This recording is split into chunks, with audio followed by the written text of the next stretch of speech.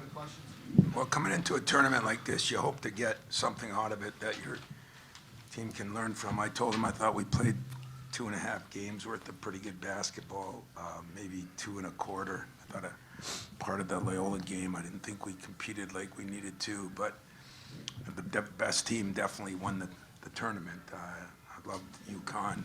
I didn't get a chance to see Syracuse, but that was the toughest mentally tough team and physically, and I thought we just kind of looked like we ran out of gas. We didn't get very good play from our guards, and that kind of hurt us. The turnovers, 19 of them. So we had 2 games against top 10 teams, and we turned it over 35 times in those 2 games. We shot 12 for 19 today, missed 2 front ends, so 1 and 1. That's 12 for 21. We were 8 for 19, I think, against Kansas, and missed 2 front ends and a 1 and 1. So, we're missing free throws, and but that is a good basketball team. They deserve all the credit. They ran their stuff well. I thought it was a hell of a war for a half, and then very physical. I think we play teams that are more Big Ten. They cut as hard as Purdue does. I thought UConn was as physical as most Big Ten games. So this is going to be great for us in the long run. Just disappointing that we didn't really compete the second half. I thought the guy on my right grew a lot as a freshman. Really played hard as hell, and I thought Gabe's been playing really well. And because our play up at the top wasn't as good, he didn't get as many good shots. So we'll learn a lot from it, but don't kid yourself. I came into this tournament thinking, God, if we could be the 3rd best team, just because of seeing what I saw. I hadn't seen Syracuse, but I had seen UConn. I had seen Butler, but and maybe we still are, but Butler's definitely head and shoulders, I think, better than most of the teams in the tournament. So that's who should win the game, and they did win the game. Baylor, Butler, Baylor. I don't know. It's been a long day already. Yeah. Gabe, the second half, where do you think it began to go wrong for you guys when they threw some different looks at you, some full court and some things? Where did it not go right for you guys and what you were doing? I just felt like overall we didn't come out to play in the second half. I mean, as a team, we got to do better than that. As coach, he harps on coming out, being aggressive, bringing back Michigan State basketball. And second half, we didn't do that. Questions inside? We'll do Zoom. Oh, I'm sorry, can I ask one? Go ahead, Leslie. Tom, Scott was saying it here before that part of the appeal of this tournament is that you're challenged as coaches 3 days in a row. What challenge was it for you, and what did you learn here? Well, it was a challenge. Marcus has come a long way, but you could tell he was out of gas, and yet they had a tougher turnaround than we did. So, again, it should teach us something that, you're going to play in the in-state tournament someday. You just got to be ready for these things. And but the turnovers and your question to Gabe, we came out and turned it over, and everybody knows I'm a big football fan, but turnovers for touchdowns.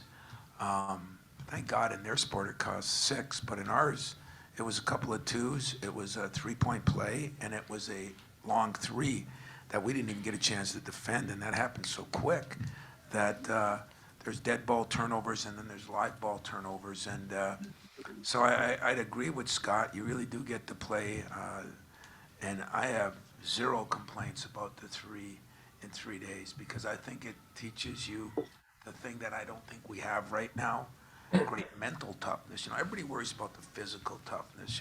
Everybody always says how important physical toughness is. I'd rather be mentally tough and physically weak than mentally weak and physically tough. And today was a day where we did not show it mentally. So that's what I'll go back, and we're going to harp on that, and we're going to talk about it. And maybe we'll have practice at 5 in the morning to figure out, if the NCAA doesn't. We might get sued. I might get sued for that now, but for the most part, we're going to do some different things, because it is easy to get better physically. You know, you can run our old war drill, you can lift weights, you can do this. Mentally, it's a little harder. And I thought, give Scott a lot of credit. You know, he had some fifth-year seniors. They did a nice job. I mean, I was really impressed, as I was with UConn, but these guys seemed to do it with a purpose. Nobody cared who scored.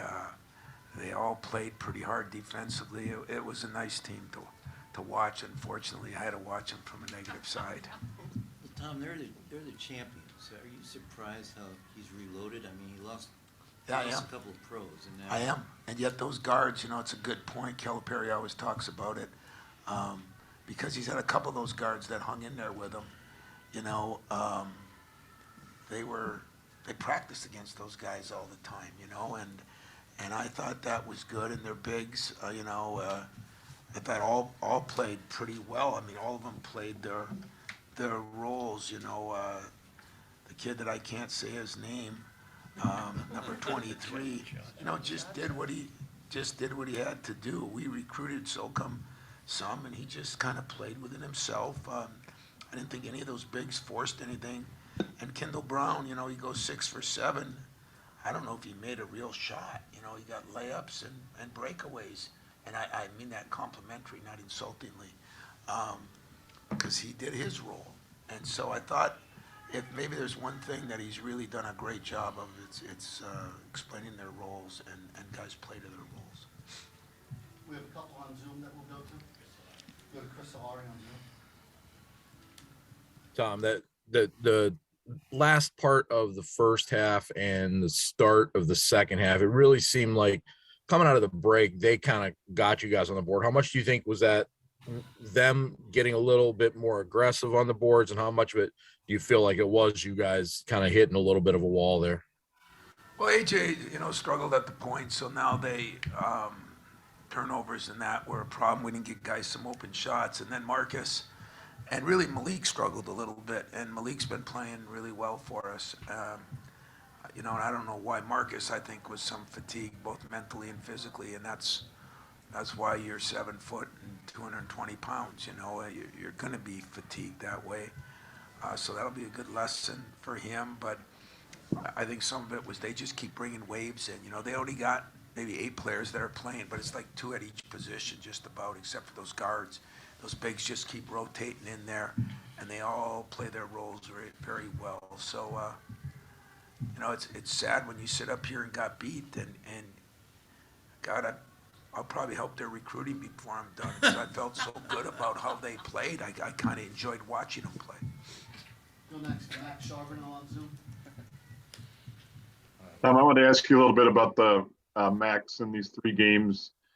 Kind of had some struggles at times. Maybe how does he grow from this as a freshman, obviously going through the 3-day thing? And the flip side to that is how important was it for Jaden today to play the way he did and kind of take a big step? Yeah, you know, there's always positives and negatives, and, you know, Gabe's been our most consistent player here, and played pretty well again here. We asked him, you know, to do a much better job rebounding the ball. You know, he got some early, but he got 5 for the game. He's gotten 3 and 2 offensive rebounds. He didn't have hardly any coming in. So he's been probably our most consistent. In Max, believe it or not, I told them in the locker room, I thought Max and Jaden played the best defensively, and they were our 2 freshmen. And, you know, nobody ever thought Max would be a defensive player, and he is. The problem offensively, you know, he's struggling. He had some open shots. He just missed them. But they're putting a lot of attention on him, too. I know UConn really, they guarded him with Martin, and was a hell of a defender. So a little bit of both, but, you know, I don't think he's as frustrated as I thought he'd be. So he's handling it very well. And Jaden handled it very well. You know, the other night he didn't play as much, and we got on him about some things, and water off a duck's back. He came back today and just, I thought he played with as much energy as anybody I've had in a while, and yet still pretty much under control. So defensively, running the lanes, he was phenomenal. That's going to really help us as we try to figure out who's going to be in our actual playing group, because there's going to be a few changes. We have one more we can get to on Zoom from Jared Ramsey from the State News. Going off what you just said, Jaden, what did it feel like to have that kind of career performance today? And what's your mindset attacking the glass? Because you were living above the rim today. It felt pretty good, but it would have been better if we would have won. And attacking the glass, really, they coach and all of our coaches really just stress attacking the glass because that can give us extra opportunities for points. So in my mind, every time I see a shot go up, I just know to crash the glass and good things can happen. You know, in saying that, we asked him to be our modern-day version of a Charlie Bell, who that's how he got his career going. And Jaden's got some things he does even better, but I did think that was a big key. In fact, I thought rebounding in general, even though we had like a 6-7 rebound advantage at one point, I thought they really took it to us again in the second half, but we still lose that battle by 1 against a team that I think is pretty physical, pretty big. So we are making some progress. We're going to leave here feeling really good about a lot of things, but I haven't felt good about our turnovers since the season started. So we're going to have to look at making some adjustments there, and we will. One more in here, Yeah, Jaden, just to follow up on that, how Coach is talking about energy, the importance of playing with energy. How much do you sort of take that to heart, maybe, you know, in a big picture sense? I take a lot of pride in playing with energy because sometimes I can't control if my shots are falling, but I feel like I can always control how much energy I bring. And usually when you bring a lot of energy, good things happen. Well, Lee, you made it through the tournament. This coach, if we could have hung in there a little longer, there were some great games. I'm sure the rest of them will be fun. And I guess, Hoops, you and I can go out and sunbathe now, right? It's the least we could do. All right.